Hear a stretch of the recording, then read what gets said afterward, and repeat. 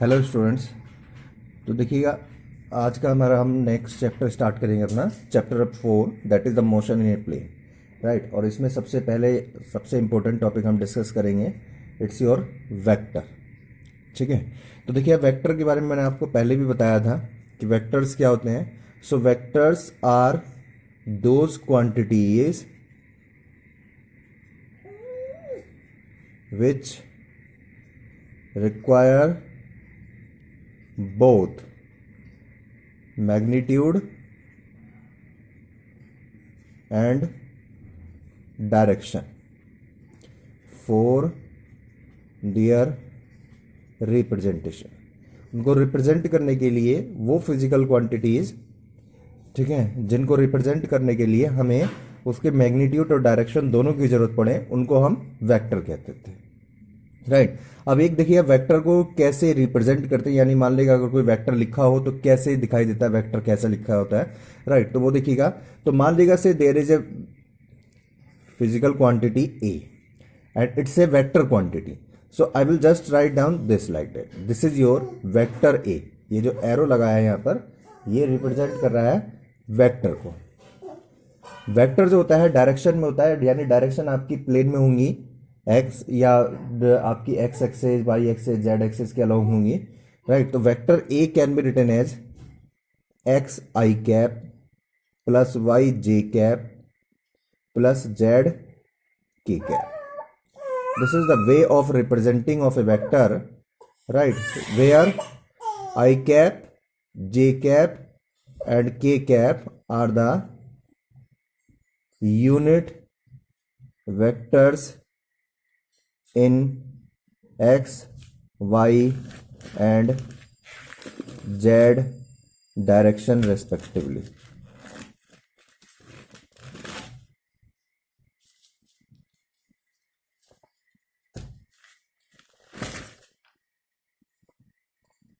Right, तो ये देखिएगा, ये आपके आई कैप, जे कैप और के कैप जो है आपको सिर्फ डायरेक्शन बता रहे हैं, ये यूनिट वेक्टर्स हैं।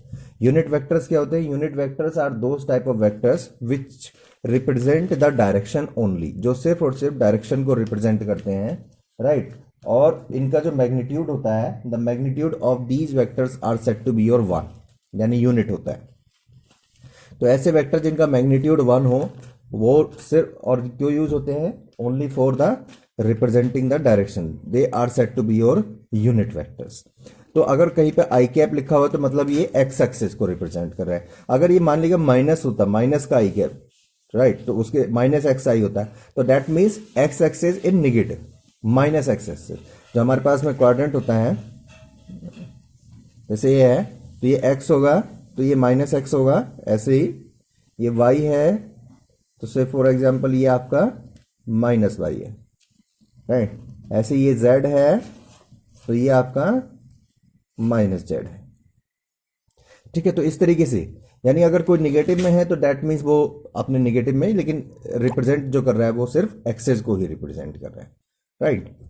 तो और जो एक्स, वाई एंड जेड है, राइट, ये रिप्रेजेंट कर रहे हैं, ठीक है, जो मैग्नीट्यूड है हमारा, magnitude in X, Y and Z direction, ये मैग्नीट्यूड को रिप्रेजेंट कर रहे हैं, यानी जो भी उसकी वैल्यू है, राइट। अब मैं इसका एक एग्जांपल बताता हूं आपको। जैसे फॉर एग्जांपल हमारे पास कोई पॉइंट है, ठीक है, suppose there is a point P, यानी कोई ऑब्जेक्ट है किसी पोजीशन पे है, से 2 -3 5, दैट मीन्स एक्स एक्सिस में वो 2 मीटर की पोजीशन पे है, इस वाई में -3 मीटर पे, और जेड एक्सिस में वो 5 मीटर की पोजीशन पे। अगर मुझे इसका वेक्टर लिखना हो, position vector, that means OP, that will be equal to, देखिए एक्स एक्सिस में 2 है तो 2 एक्स को रिप्रेजेंट करता है आई कैप, वाई में है -3 तो माइनस का 3 और वाई को रिप्रेजेंट करता है जे कैप, राइट। 5 मीटर आपका जेड एक्सिस में है, यानी 5 के कैप। सो इस वे में ये लिखा जाता है, that means X I cap, Y J cap plus Z के कैप। तो एक्स वाई जेड कुछ नहीं होते, सिर्फ कोऑर्डिनेट्स होते हैं किसी भी पोजिशंस को रिप्रेजेंट करने के लिए। राइट। तो यही हमारे यहाँ पर इसी तरीके से वेक्टर लिखा जाता है। हमने आपको बताया, देखिए वेक्टर में दो चीज़ें होती हैं, एक डायरेक्शन और दूसरा मैग्नीट्यूड, ठीक है। तो how much the magnitude of vector,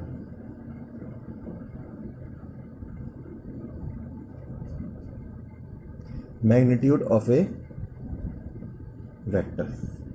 तो वेक्टर का मैग्नीट्यूड कैसे निकालेंगे, जैसे हमारे पास में कोई वेक्टर होता है ए एक्स आई कैप प्लस वाई जे कैप प्लस जेड के कैप, तो इसका मैग्नीट्यूड होगा मैग्नीट्यूड ऑफ वेक्टर ए। देखिए मैग्नीट्यूड को रिप्रेजेंट करने के दो तरीके हैं, या तो अगर कैसे लिख देंगे आप सिंपल ए, तो that is also representing to the magnitude, यानी ऊपर वेक्टर नहीं लगाया, या फिर हम ऐसे भी लिख सकते हैं इसे वेक्टर ए का मॉडुलस। तो ये भी आपका क्या है, मैग्नीट्यूड को ही रिप्रेजेंट कर रहा। ये होगा आपका under root of X square plus Y square plus Z square, ये इसका मैग्नीट्यूड होगा। जैसे फॉर एग्जांपल जो हमने वेक्टर लिया था, ये ओपी पोजीशन वेक्टर है। अगर मुझे ये बताना है ये इसकी पोजीशन मीटर में यानी डिस्प्लेसमेंट है कितना एक्चुअल में, तो दैट मीन्स ओपी का मैग्नीट्यूड निकालना पड़ेगा, and that will be equal to under root of 2 square plus minus का 3 स्क्वायर प्लस 5 का square, right. So that means 2 का square 4 plus 9 plus 25, it's your 13 and 25 root of 38। ये इतना उसका magnitude है, यानी वो ओरिजिन से रूट 38 मीटर की डिस्टेंस पे है। ये उसका डिस्प्लेसमेंट हो गया पॉइंट का, राइट। तो इस तरीके से हम निकालते हैं वेक्टर। अब वेक्टर देखिएगा कुछ अलग अलग टाइप के होते हैं, जैसे मैंने आपको बताया एक तो यूनिट वेक्टर। यूनिट वेक्टर मतलब हुज मैग्नीट्यूड इज 1, यानी जिसका मैग्नीट्यूड यूनिट हो, ठीक है। अगर ये मैग्नीट्यूड 1 होगा तो काम क्या आता है ये, ठीक है, it is used to represent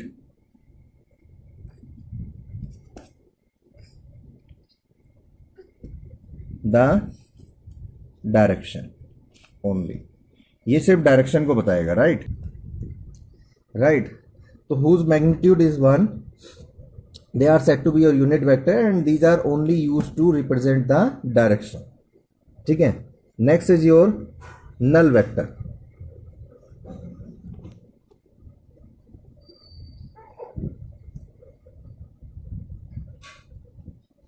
null vector whose magnitude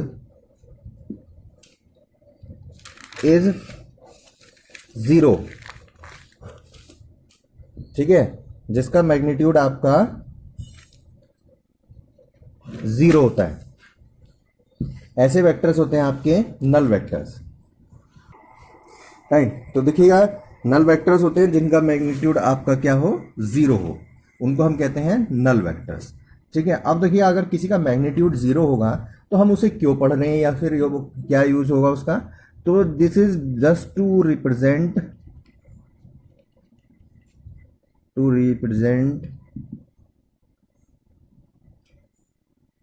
origin position,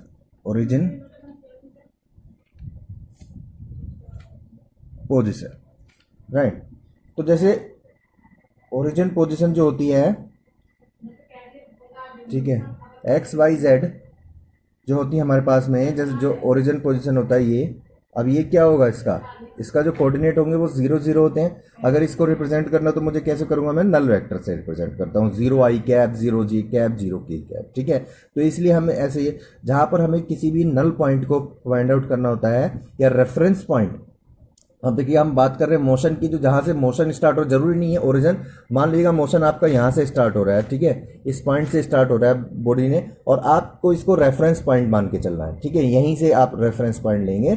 so then we can assume this as a null point also. So just to represent the null point we use the null vector, magnitude इसका 0 होता है, ठीक है।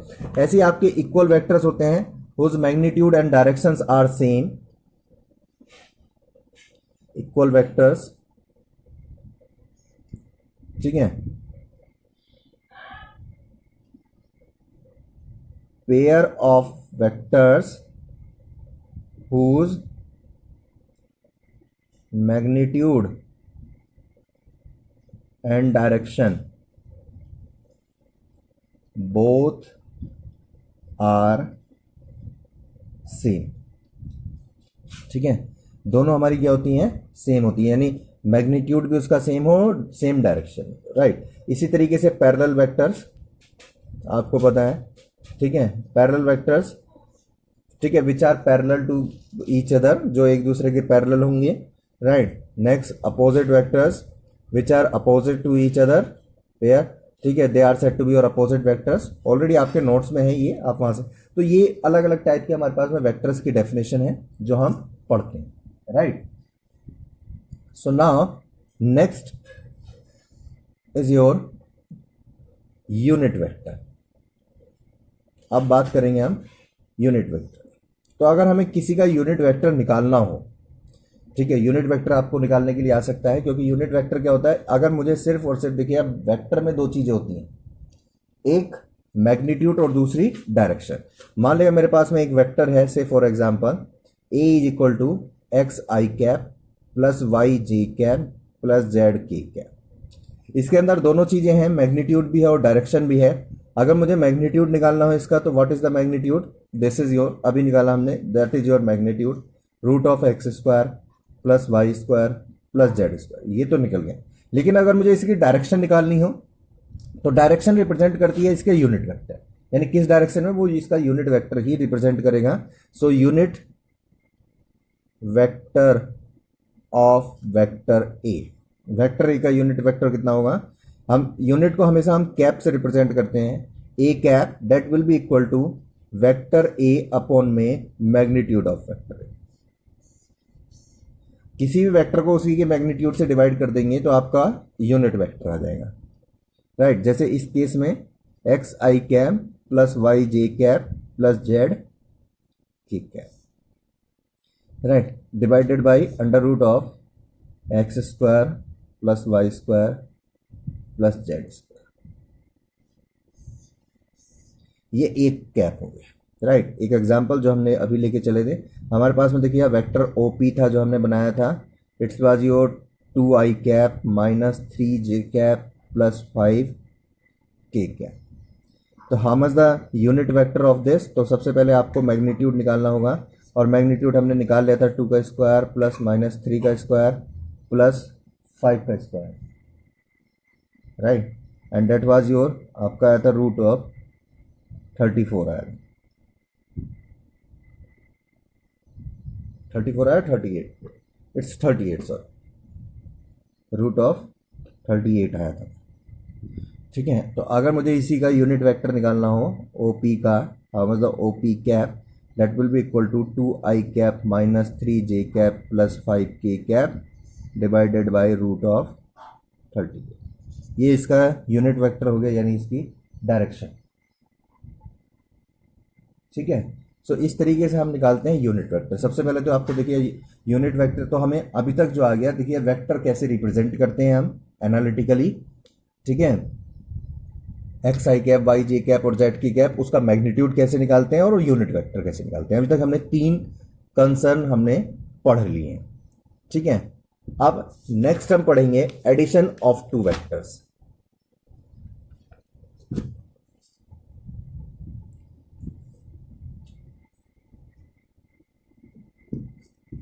Addition of 2 vectors, 2 vector का addition.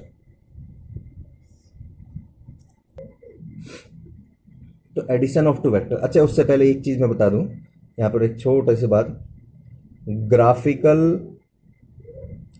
Representation of vector, जो कि आपके लिए आएगी नहीं, बट फिर भी हमें पता होना चाहिए। जैसे हम एनालिटिकल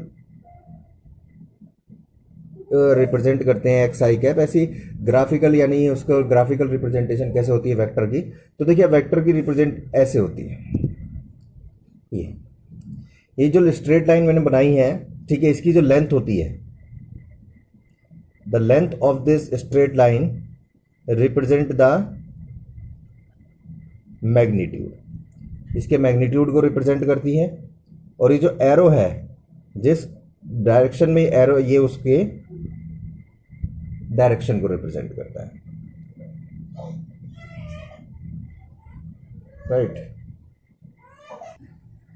राइट। तो देखिए ये हमारा एक रिप्रेजेंटेशन होता है, ग्राफिकल रिप्रेजेंटेशन। ठीक है, जैसे कि तो जनरली आएगा नहीं, ये इसकी टेल होती है, ये इसका हेड होता है, यानी पीछे वाला ये टेल पार्ट होता है, ये हेड पार्ट होता है। ठीक है, तो जस्ट जैसे मान लीजिएगा फॉर एग्जांपल आपका कोई डिस्प्लेसमेंट है जिसका मैग्नीट्यूड आपको 10 मीटर दे दिया, तो आपने एक स्केल ले लिया से 1 सेंटीमीटर रिप्रेजेंटिंग द 2 मीटर, तो 5 सेंटीमीटर की हम एक लाइन खींच देंगे जिस डायरेक्शन में है, यानी जो भी एंगल बना रही है हॉरिजॉन्टल से, वो एंगल बनाते हैं। तो ये हो जाएगा हमारे पास में उसका डायरेक्शन और मैग्नीट्यूड को रिप्रेजेंट करते हुए ग्राफिकल रिप्रेजेंटेशन ऑफ वेक्टर्स। अब मान लीजिए वेक्टर को हमें ऐड करना है, तो ग्राफिकल रिप्रेजेंटेशन, ग्राफिकल जो मेथड होता है वो यही कहता है कि मान लीजिए हमारे पास में नंबर ऑफ वेक्टर्स हैं, अगर हमें वेक्टर को ऐड करना है तो हम कुछ नहीं करेंगे। जैसे एक वेक्टर है, ठीक है, वेक्टर को मैग्नीट्यूड और डायरेक्शन के साथ बनाते जाइए और एक के हेड पे दूसरे की टेल, ये दूसरा वेक्टर हो गया। मान लो तीसरा वेक्टर होता, और भी जितने भी वेक्टर्स होते हैं हमारे पास में, इस तरीके से हम उसको उसकी डायरेक्शन और मैग्नीट्यूड के साथ हम उसको बनाते जाएंगे। ठीक है, याद रखेंगे, पहले के हेड पे दूसरे की टेल, फिर दूसरे के हेड पे तीसरे की टेल, तीसरे के हेड पे, और इस तरीके से प्रोसीड करते रहेंगे। फाइनली जो हमारे पास में लास्ट बचेगा, तो फाइनल वाले को हम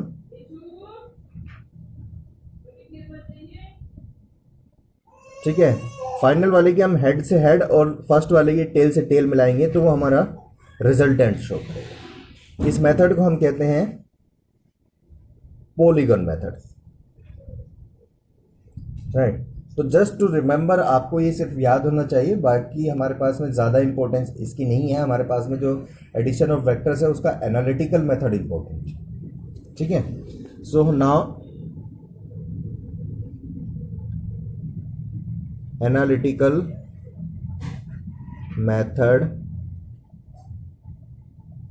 of addition of two vectors, दो वेक्टर का एडिशन का एनालिटिकल मेथड क्या होता है। देखिए दो मेथड है हमारे पास में, one is said to be your parallelogram method, another is said to be your triangle method. दोनों हैं एक ही, मतलब फॉर्मूला दोनों में एक ही आता है, करते भी दोनों को हम एक जैसे ही हैं, बट जो दोनों की डेफिनेशन थोड़ा अलग अलग है। ठीक है, तो सबसे पहले हम पढ़ेंगे, ये बड़ा इंपॉर्टेंट है, ज़रा ध्यान से पढ़ना इसे, क्योंकि ये आता है derivation, parallelogram method. Right, so what is my parallelogram method? So this states that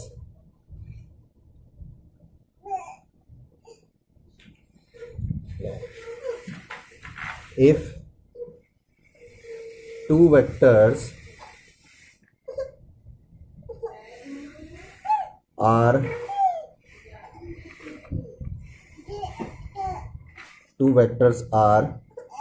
represented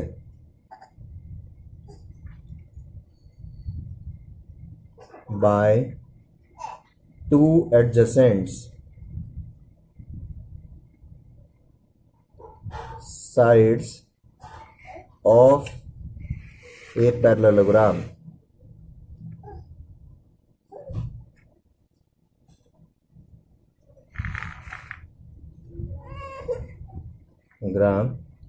then the diagonal between them, the diagonal between them will represent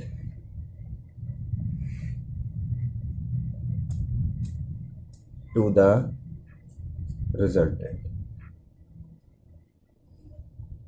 ठीक है, तो डायगोनल जो होगा हमारा उन दोनों के बीच का, ठीक है, वो हमारा किसको रिप्रेजेंट करेगा, रिजल्टेंट को रिप्रेजेंट करेगा, राइट। सो मान लीजिएगा ये एक वेक्टर है हमारे पास में, से this is my vector A, ठीक है, whose magnitude is a and this is the direction. This is my another vector say b, whose magnitude is b and representing the direction this. Then ये दोनों parallelogram की adjacent side से represent हो रहे हैं। तो अगर हम ये देखिए पैरेललोग्राम बनाए कंप्लीट, तो इन दोनों के बीच का जो डायगोनल है हमारा, this one represent to the resultant R, ये हमारा रिजल्टेंट आर को रिप्रेजेंट करेगा, ये उसका मैग्नीट्यूड होगा और ये उसकी डायरेक्शन होगी। मान लीजिए डायरेक्शन है beta, beta is the angle from vector A, ध्यान रखेंगे ए से हमने मान लिया रिजल्टेंट जो एंगल बना रहा है वो, और जो थीटा है हमारा, theta is the angle between A and B, जो दो वेक्टर्स थे हमारे पास में उन दोनों के बीच का एंगल थीटा है, बीटा रिजल्टेंट का एंगल है ए से, ठीक है, ये बी से भी हो सकता था, सच कुछ नहीं है, लेकिन अभी हम मान रहे एज्यूम कर रहे हैं तो ए से, ठीक है। तो यहां पर A and B are the magnitude of vector A and vector B. Vector A और बी के मैग्नीट्यूड हैं, theta is equal to angle between vector A and vector B है, थीटा आपका एंगल है वेक्टर ए और vector B के बीच का, beta is the angle of resultant with vector A, vector A के साथ इसका एंगल है रिजल्टेंट, ठीक है, और आर जो है आपका वो मैग्नीट्यूड ऑफ रिजल्टेंट, ठीक है। अब हमने इसको एज्यूम कर लिया से ओ पी क्यू, ठीक है, से ये एस, ठीक है, आर नहीं है क्योंकि आर फिर तो गलत शो करेगा। मान लिया हमने यहाँ से एक एस से एक परपेंडिकुलर डाल दिया है से एम पॉइंट, ठीक है, हमने कंस्ट्रक्शन की है, तो हमने एस से परपेंडिकुलर डाला एम पे, ठीक है, ये पर, तो यहाँ पर तो ध्यान देंगे आप, ठीक है। सो व्हाट इज योर, अगर साइड की बात करें ओपी, ओपी किसको रिप्रेजेंट कर रहा है, ए को, ए क्या है आपका मैग्नीट्यूड ऑफ वेक्टर ए, ठीक है। O Q it is just representing to B, right, and that is your magnitude of vector P, and this O Q is also equal to your S P, क्योंकि opposite side है, या P S आप जिसको भी कहें, S P या P S कह देते हैं, पी एस इसके इक्वल होगा, ठीक है। अब ऐसे ही आपका ओ एस जो है आपका वो रिप्रेजेंट कर रहा है आर को, आर है आपका मैग्नीट्यूड ऑफ रिजल्टेंट,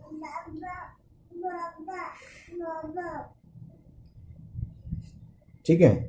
अब हम इसका डेरिवेशन स्टार्ट करें, तो यहां तक सपोज ये जस्ट हमने अपनी साइड के हिसाब से लिख लिया, OP representing to a, OP is equal to a है, ओ क्यू, ठीक है, ओ एस आपका आर है, ओ क्यू, और ये हमें जरूरत पड़ने वाली है, हमें निकालना है आर। तो आर कैसे निकालेंगे जरा ध्यान दीजिए, आर निकालेंगे आप बेटा, ये देखिए आप बड़ा वाला जो ट्राइंगल आपको दिखाई दे रहा है, ठीक है, बड़ा जो ट्राइंगल दिखाई दे रहा है दिस ओ एस एम में, ये रिजल्ट, ये आपका हाइपोटेनियस है, ये आपका बेस है, और ये आपका क्या है, परपेंडिकुलर है, राइट। तो मुझे चाहिए बेसिकली, देखिए ओपी तो मुझे पता है, लेकिन बेस में पीएम भी ऐड हो रहा है, और ये मुझे एसएम भी हो रहा है, तो मुझे अगर एसएम और ये पीएम मिल जाए कहीं से तो मेरे लिए काम आसान हो जाएगा। तो एसएम और पीएम कहाँ से मिलेगा, इस छोटे वाले ट्राइंगल में।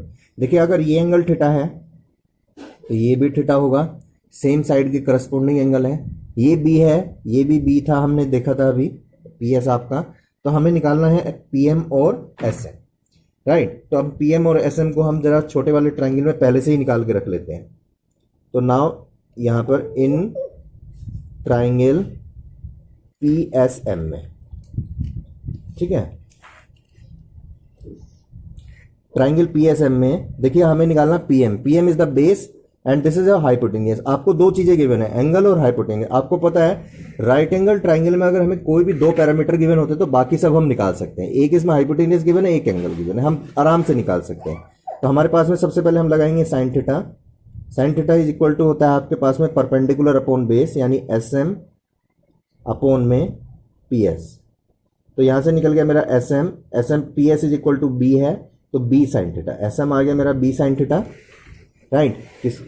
तो सभी को समझ में आ गया होगा, सिंपल ट्राइंगल लॉ लगाया, वो सॉरी ट्रिग्नोमेट्री लॉ लगाया मैंने, राइट। ऐसे ही मैं लगाऊंगा आप कोस थीटा।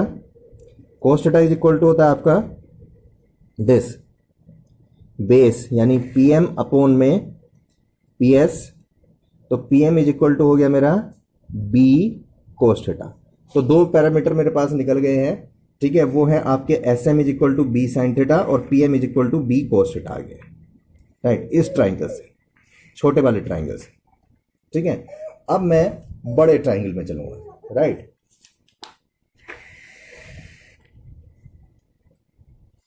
तो ये भी आ गया हमारे पास में, हम लिख लेते हैं S M is equal to B sine theta and P M is equal to B cos theta, right. तो ये दो चीज़ें हमारे पास आ गई हैं। अब हम चलते हैं नाउ इन बड़े in triangle O S M, triangle O S M में, ये बड़ा वाला टर्म।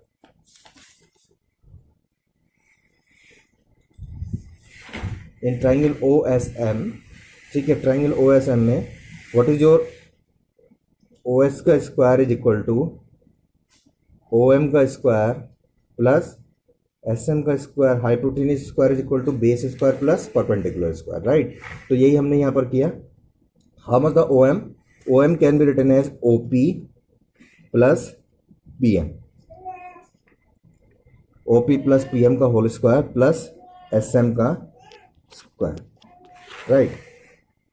तो यहां पर आपके पास में ओ पी है आपका ए प्लस पी एम कितना है? P M is equal to हमारे पास में बी कोस थीटा है, पी एम है आपका बी कोस थीटा। तो that's your b cos theta का whole square plus S M है आपके पास बी साइन थीटा। तो that is my b sine theta का होल स्क्वायर। तो this is my O S whole square is equal to, O S आपका resultant है, R square is equal to, ये यहाँ पर होल स्क्वायर खोल दूंगा तो a square plus B square cos square theta plus 2ab cos theta plus ये इधर आ गया b square sine square theta. जरा ध्यान दीजिए, b square sine square theta plus B square cos square theta, तो बी स्क्वायर कॉमन लूंगा, cos square theta plus sine square theta कितना हो जाएगा आपका? 1 हो जाएगा। तो क्या इन शॉर्ट आप ये कह सकते हैं this is your a square plus B square plus 2ab cos theta. So हमारे पास में रिजल्टेंट आ गया R square is equal to A square plus B square plus 2ab cos theta, which is a very very important formula, ठीक है। Not only important derivation तो है ही है, आगे जितने भी हम यूज करेंगे सभी में ये यूज होगा, बहुत ज़्यादा कॉमनली यूज होगा। तो R is equal to resultant हो गया हमारे पास में under root of A square plus B square plus 2ab cos theta. So if the two vectors are set to be added then the resultant will be equal to A square plus B square plus 2ab cos theta. तो resultant हो गया यानी magnitude हो गया उसका resultant का। अब direction अगर हमें निकालनी हो तो डायरेक्शन क्या थी आपकी? बीटा। तो how you can find out the tan beta? तो टेन बीटा इसी ट्राइंगल में टेन बीटा क्या होगा देखिएगा, इसी ट्राइंगल में अगर हम बात करें इसमें बीटा, तो how much the tan beta? Perpendicular upon base, तो that means it's your S M upon में ओ एम। तो this is your S M is your b sine theta upon में O M can be written as O P plus P M, it's your b sine theta divided by a plus b cos theta. तो ये आ गई मेरी direction, ये मेरे पास में direction मतलब एंगल।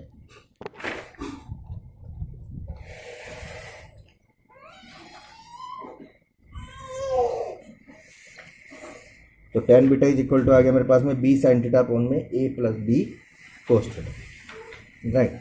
तो ये मेरे पास मैं किसी भी दो वेक्टर को जब हम ऐड करते हैं तो उनका रिजल्टेंट और डायरेक्शन, ठीक है, रिजल्टेंट का मैग्नीट्यूड और डायरेक्शन। तो मैग्नीट्यूड है आपका root of A square plus B square plus 2ab cos theta, and direction हो गई आपके पास में tan beta is equal to b sin theta upon में a plus b cos theta. Please remember this thing, this beta is the angle from a, beta आपका angle है a से, ठीक है।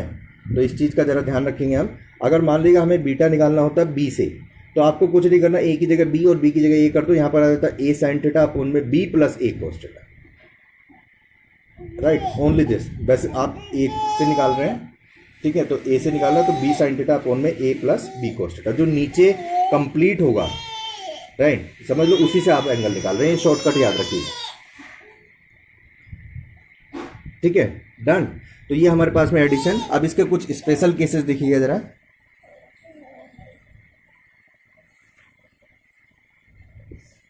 मान लीजिए से इफ टू वेक्टर्स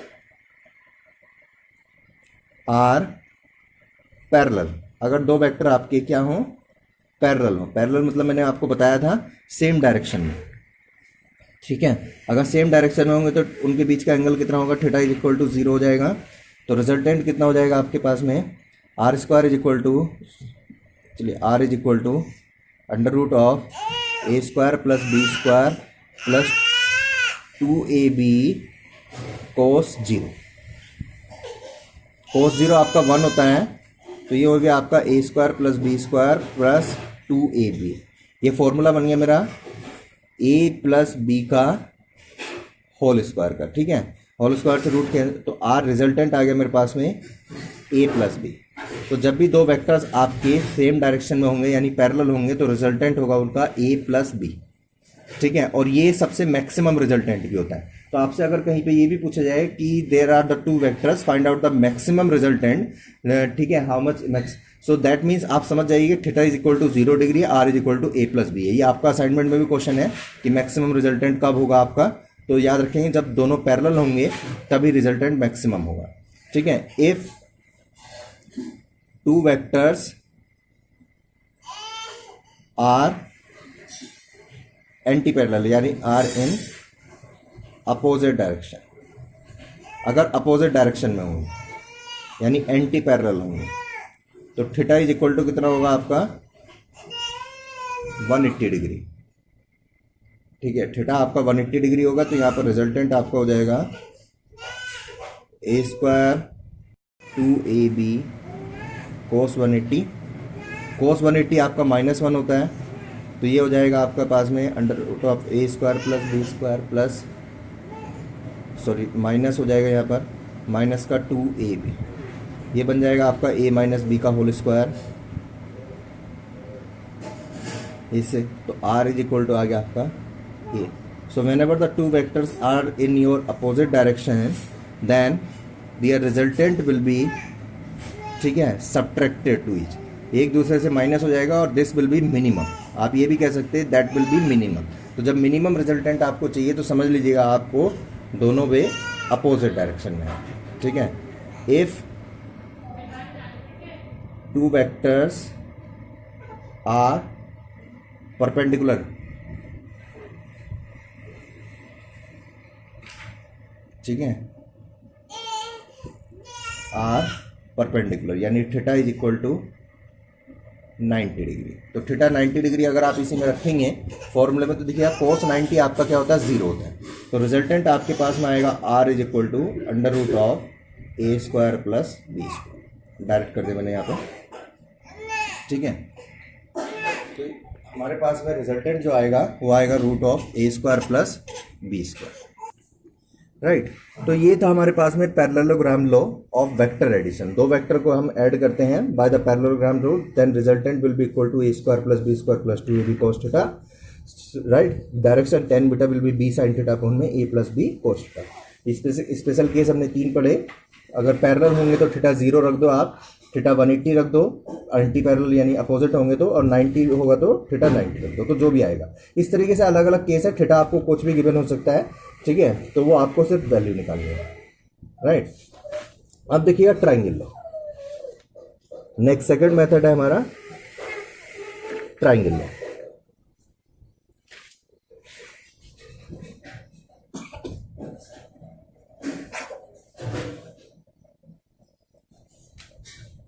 ठीक है, what is your triangle law? देखिए triangle law, this law states that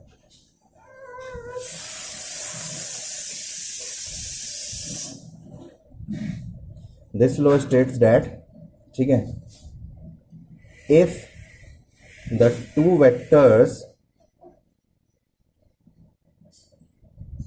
are represented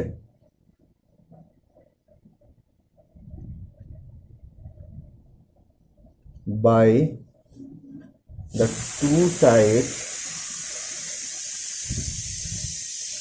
of a triangle, then the third side of triangle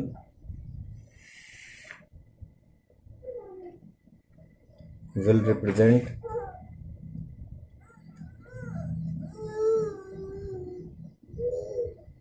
to the resultant। तो ये कहता है कि अगर दो साइड्स हमारे किसी दो वेक्टर को रिप्रेजेंट करनी है किसी ट्राइंगल की, जो थर्ड साइड होगी वो आपके रिजल्टेंट को रिप्रेजेंट करेगी, but in opposite direction. Direction के अपोजिट मैं आपको बता देता हूँ। जैसे पॉलीगन लॉ में था, तो ये एक साइड है आपकी किसी ट्राइंगल की, मान लीजिए दूसरी साइड ये है आपके ट्राइंगल की, राइट। तो यानी इसके टेल पे, सॉरी इसके हेड पे दूसरे की टेल रखना है हमें, ठीक है। तो अपोजिट साइड मतलब पहले की टेल पे टेल और दूसरे की लास्ट की हेड पे head. So this is a triangle. तो ये और ये मान लीजिए ये रिप्रेजेंट कर रहा है वेक्टर ए को, ये रिप्रेजेंट कर रहा है वेक्टर बी को, then this will represent to the vector R, resultant को रिप्रेजेंट। तो इसका डेरिवेशन देखिए बिल्कुल सेम है। पहले हम यहाँ पर एक पैरेललोग्राम लॉ बनाया था उसका अपोजिट, लेकिन करा वही था। सेम इसमें भी आप यही करेंगे, ठीक है। फिर से बड़ा वाला ट्राइंगल लेंगे, resultant that will B complete this square plus this square, और ये निकाल लेंगे हम इसका। ये हमें गिवन है, ये एंगल आपका थीटा है, ठीक है। ए और बी के बीच का एंगल जो है वो आपका थीटा है, ये एंगल आपका बीटा है, ठीक है। तो हमें वही सेम करना है जैसे पहले डेरिवेशन था। तो डेरिवेशन इज सेम, रिजल्ट भी आपका सेम ही आएगा। R is equal to under root of A square plus B square plus 2ab cos theta ही आएगा, ठीक है। तो कोई सा भी पूछा जाएगा आपसे, आपको करना यही, ठीक है, tan बीटा। तो डेरिवेशन सेम है, बस थोड़ा सा लॉ में यानी स्टेटमेंट में डिफरेंस हो जाता है। तो that will be equal to B sine theta कौन में a plus b cos theta, right. So ये था हमारे पास में एडिशन ऑफ टू वेक्टर्स। दो वेक्टर का हम एडिशन जब हम करते हैं तो वो किस तरीके से करते हैं, right. So this is my complete first topic of this chapter. आपको मैंने देखिए आप लोगों को नोट्स भी हमने शेयर कर दिए हैं और असाइनमेंट भी शेयर किया था इसका। So please refer to your assignment and notes. Thank you.